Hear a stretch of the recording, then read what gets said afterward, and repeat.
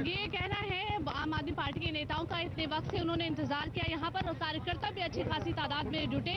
Police कर्मियों की जो गिनती थी, जो तादाद थी, वो बढ़ाई गई यहाँ पर। जैसा कि आप देखेंगे यहाँ एक तरफ बैरिकेड्स लगे हैं, दूसरी तरफ से भी आवाजाही को रोका गया, लेकिन पिछले दरवाजे से लेके जाया गया है। और यही सवाल खड़ा किया है कि एक तो गिरफ्तारी का तरीका जो था वो उसे गलत बता रहे हैं, और जिस तरह से लेके जाया गया यहाँ से, तो लोकतंत्र में वो सवाल उठा रहे हैं कि चोर दरवाजे से लेके जाने का क्या मतलब है। और जाहिर तौर से यहाँ से गए हैं तो अब सीधे साकेत मेडिकल के बाद साकेत कोर्ट ले जाया जाएगा।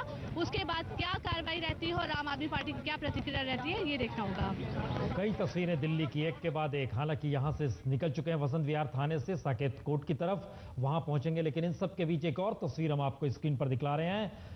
यह दरअसल अरविंद केजरीवाल जो दिल्ली के मुख्यमंत्री हैं, उनके घर के बाहर विरोध प्रदर्शन का जो दौर है वो नजर आ रहा है। पुलिस की सुरक्षा व्यवस्था वहां पर भी बेहद पुख्ता है, नारे लग रहे हैं और कई तरीके से ये विरोध की स्थिति जो तमाम राजनीतिक दलों ने भी इस दौर में उठाई है, उसमें कांग्रेस का बहुत साफ कहना है कि दिल्ली के सीएम को इस्तीफा दे देना चाहिए।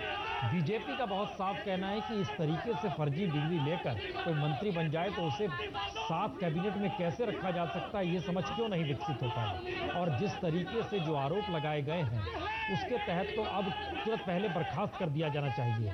ये सारे सवाल अलग अलग राजनीतिक दलों के हैं और अब इस पे जो सियासत की जो स्थिति है वह भी आपके सामने है, क्योंकि लगातार हर राजनीतिक दल सड़क पर है। लेकिन इसके दूसरे पहलू जो संवैधानिक और कानूनी पहलू हैं वो बड़े मायने रखते हैं, क्योंकि जिस तरीके से गिरफ्तारी हुई है उसको लेकर दिल्ली के डिप्टी सीएम मनीष सिसोदिया ने इमरजेंसी सरीके हालात का जिक्र किया, तानाशाही का जिक्र किया, बदले की कार्रवाई का जिक्र किया।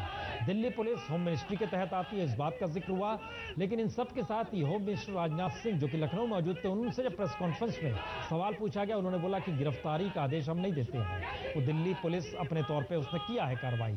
दिल्ली पुलिस कमिश्नर से पत्रकारों ने सवाल पूछा, उन्होंने बोला हमारी जानकारी में भी नहीं था, हम पता करेंगे किस रूप में जानकारी है। ये बात आगे आते हुए स्पीकर तक पहुंची तो स्पीकर ने कहा हमें भी ये जानकारी नहीं दी कि इस तरीके से गिरफ्तारी हो रही है। हमारे साथ चूंकि स्टूडियो में इस समय आर.के. गौर साहब मौजूद हैं, सीनियर एडवोकेट हैं सुप्रीम कोर्ट के। एक सवाल गौर साहब हर जैन में है, क्या पुलिस सीधे बिना किसी जानकारी के गिरफ्तार मंत्री को कर सकती है? देखिए, मैं एक आम नागरिक की बात करूंगा कि क्या आम नागरिक को ऐसे गिरफ्तार कर सकती है या नहीं कर सकती। मंत्री पद वाली बात थोड़ा सा दूर करें, बाद में करते हैं, क्योंकि वो एक राजनीतिक मसला हो जाता है। इस संदर्भ में एफआईआर दर्ज होने के बाद उन्हें लगातार समन होते रहे। दोनों पक्षों को, कंप्लेनेंट को भी और शिकायतकर्ता को भी और एक्यूज को भी, दोनों को सुना गया। दिल्ली पुलिस ने किसी एक समय पर जाकर शायद ये निर्धारित किया कि जो तोमर साहब का क्लेम है कि ये उनकी डिग्री सही है, यह गलत है और इसके लिए उन्हें अरेस्ट किया गया। तो इसमें कोई बहुत बड़ा मुद्दा नहीं है अगर एक आम आदमी की दृष्टिकोण से देखा जाए तो। हाँ, एक मंत्री को गिरफ्तार किया गया है, उसके ऊपर राजनीतिक बयान आ रहे हैं, बहुत दूसरी बात है। पर इन सारे बयानों में एक बात ये नहीं आ रही है कि क्या ये डिग्री सही है या गलत है, इसके बारे में कोई आधिकारिक बयान नहीं देना चाह रहा है। तो दिल्ली पुलिस, आप जवाब नहीं दे पा रहे हैं। हमारा जवाब बड़ा क्लियर है जी। किसी भी सांसद, विधायक, मंत्री की गिरफ्तारी को लेकर सुप्रीम कोर्ट की रूलिंग क्या है? देखिए, स्पीकर को इंफॉर्मेशन देनी चाहिए। स्पीकर को जहां तक ये खबर आ रही है कि रात के 10 बजे भेजा गया, स्पीकर को जानकारी देनी चाहिए। हम स्पीकर ने जो कहा वो भी सुना देंगे। विजेंद्र जी भी हमारे साथ जुड़ चुके हैं। विजेंद्र जी, दो सवाल अब सामने निकल के आ गए हैं। एक तो फर्जी डिग्री का मामला है, चूंकि यूनिवर्सिटी ने कहा था ये डिग्री फर्जी है, इंस्टीट्यूट कह रहा था, या इंस्टीट्यूट के जो लेटर कह रहे थे जिसका जिक्र इन्होंने किया 1 महीने पहले, जो जारी भी किया था मीडिया के सामने भी, लेटर कुछ और बयां कर रहा था, इसका लाभ इन्होंने उठाया जो भी उठाया। लेकिन सवाल अब ये आ रहा है कि जो गिरफ्तारी हुई है, क्या वो गिरफ्तारी के तरीके ठीक हैं? क्या वाकई सेंटर का दखल है? राजनाथ सिंह जी ने इनकार किया, कोई दखल नहीं है। क्या ये पूरा मामला अब एक पॉलिटिकल दिशा में जा रहा है या कॉन्स्टिट्यूशनली क्राइसिस की दिशा में जा रहा है? विजेंद्र जी, एक बात मैं साफ कहना चाहता हूं प्रसून, कानून से ऊपर इस देश में कोई नहीं है। पुलिस ने जो कार्रवाई की है, हमारा ये कहना है ये देरी से की गई कार्रवाई है, ये इससे पहले होनी चाहिए थी। जब बार काउंसिल ऑफ दिल्ली ने लिखित रूप में दिल्ली पुलिस से ये शिकायत की कि फर्जी डिग्री के आधार पर जितेंद्र सिंह तोमर ने अपने आप को बार काउंसिल में एनरोल कराया है और वो एक नकली वकील के रूप में एक अदालत में पेश होते रहे हैं। और इसकी जो पूरी तफ्तीश जो है बार काउंसिल ने भागलपुर विश्वविद्यालय में से लिखित रूप से प्राप्त कर ली थी कि जितेंद्र सिंह तोमर की डिग्री नकली है। पुलिस ने इन्वेस्टिगेशन करने के बाद एफआईआर दर्ज की है और जो एक कानून के तहत, मैंने कहा ना कि कोई वीआईपी नहीं है, कोई राजा और रंक नहीं है, कानून की नज़र में सब एक होना चाहिए। अगर पुलिस ने देरी की है गिरफ्तारी में, लेकिन मैं इतना ही कहूंगा कि पुलिस देर आई दुरुस्त आई। नहीं, ये आप ठीक कह रहे हैं अगर गिरफ्तारी के तरीकों पर, हाँ, उसी पर हम विजेंद्र जी एक चीज जानना चाह रहे हैं, क्योंकि इस देश की मुश्किल क्या है इसको थोड़ा समझ लीजिए। 1297 इतने इस देश के विधायक हैं जो दागी है। पार्लियामेंट के भीतर 185 सांसद ऐसे हैं जिन पर अलग अलग केसेस चल रहे हैं। कैबिनेट मिनिस्टर्स भी इसके दायरे में आते हैं। सवाल खाली यह है कि जब यह मामला सुप्रीम कोर्ट के पास गया था तो सुप्रीम कोर्ट ने इस बात का जिक्र किया था कि आपको जानकारी कैसे देनी चाहिए।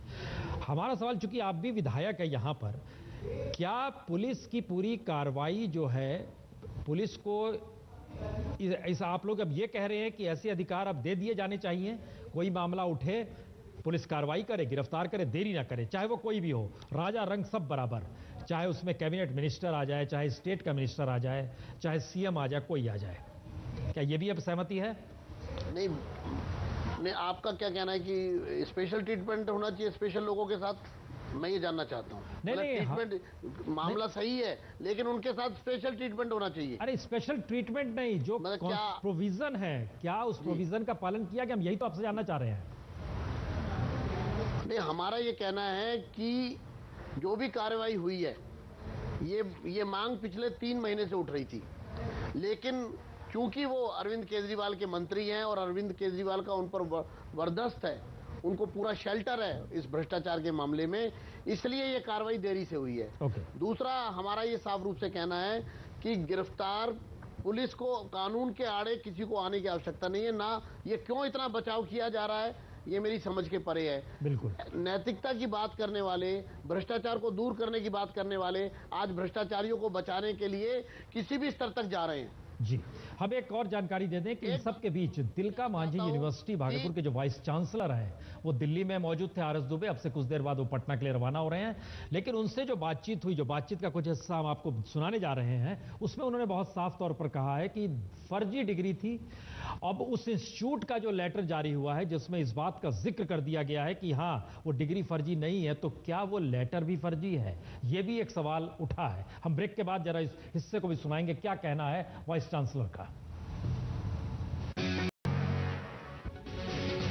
तिलका मांझी यूनिवर्सिटी के वाइस चांसलर आरएस दुबे, जो अब से कुछ देर पहले तक दिल्ली में थे, वो पटना के लिए रवाना होने से ठीक पहले हमारे संवाददाता संजय शर्मा ने उनसे बातचीत की संदर्भ में।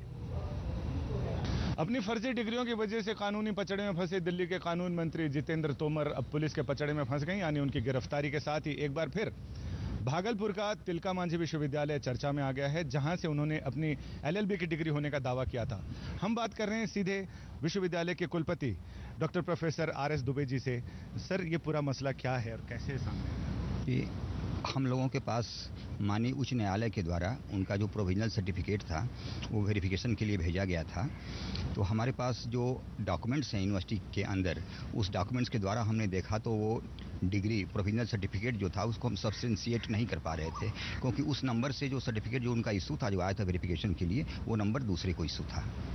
तो अभी ये मामला फिर से जांच में चल रहा है या ये पता चल गया कि ये उनके नाम से डिग्री है ही नहीं, ये फर्जीवाड़ा है पूरी तरह? नहीं, ये मैं कुछ नहीं कर सकता, क्योंकि मैटर अंदर सब जुडिस है और माननीय उच्च न्यायालय में केस विचार। सर, एक बड़ा सवाल ये खड़ा होता है कि जिस कॉलेज से इन्होंने लॉ कॉलेज से डिग्री का दावा किया है, उस कॉलेज की मान्यता को लेकर ही सवाल खड़े हो रहे हैं कि वो खुद ही कॉलेज सवालों के घेरे में।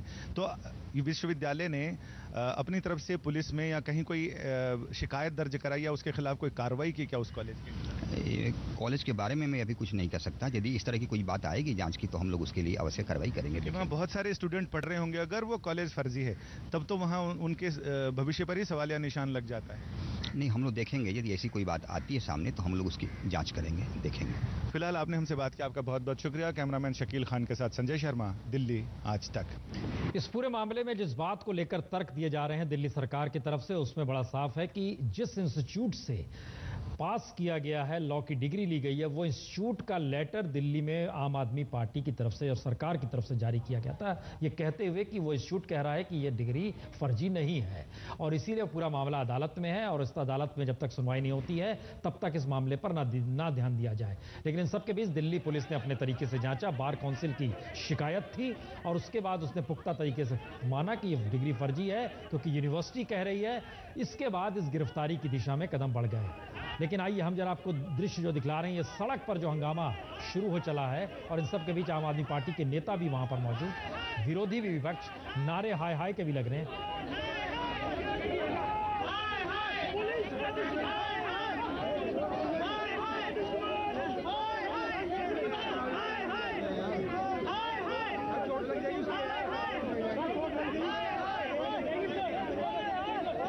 ये दिल्ली के नज़ारा है जिसमें केजरीवाल के घर के बाहर राजनीतिक दलों के तमाम कार्यकर्ता जुटे हैं और नारे लगाए जा रहे हैं, ये नज़र भी आ रहा है।